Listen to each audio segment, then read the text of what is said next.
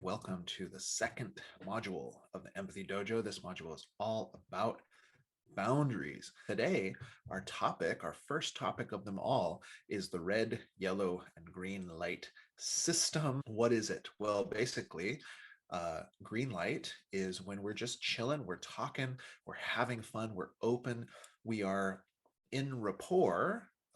But like I said in some of our previous classes, rapport is kind of this deeper state, but you might also just be in agreement, right? So we're talking about something, we both agree on what we're talking about, and hey, we're in green light. Information is flowing easily back and forth. We think we understand each other.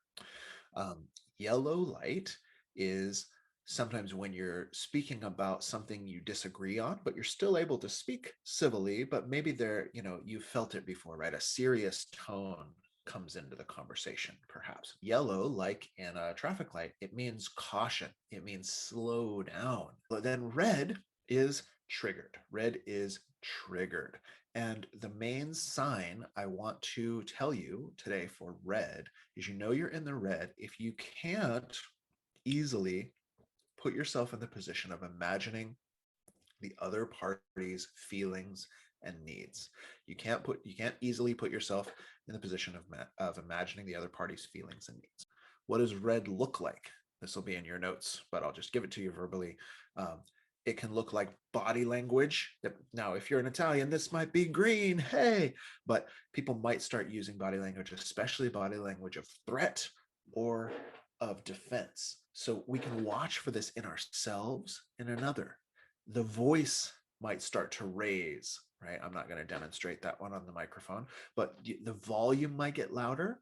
And you'll also know that what's that word? The rapidity of the words. I'll just say rapidity of the words. I'm going to do that myself because I only got 2 minutes left in this video.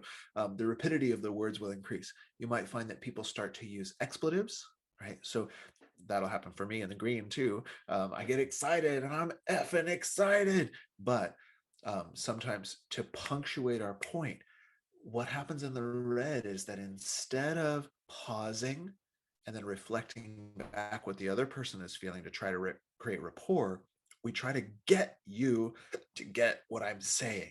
The other thing to remember, the easy one, is the acronym HALT, HALT, which is don't continue the conversation if you are hungry, angry, lonely, and tired. What we want is we're developing that compassionate, connected orientation. That's the primary tool of this school. Um, Developing that, and we can't do that if we are too hungry, angry, lonely, tired, or whatever other triggers. So your practice today is to start to witness red lights in yourself. You could think back, you could journal on, what, like a great journaling exercise is, what will throw me into a red light? What, I remember, if this comes up in a conversation, will I be thrown into a red light? And just look for that. And then if you're on social media, if you watch the news, if you watch sitcoms and soap operas, these are great opportunities to see these patterns of human behavior expanded large. Then watch for the red lights and watch how much culturally it's just a practice of just plowing right through the red light, even though we see it eroding our chances of empathy. All right.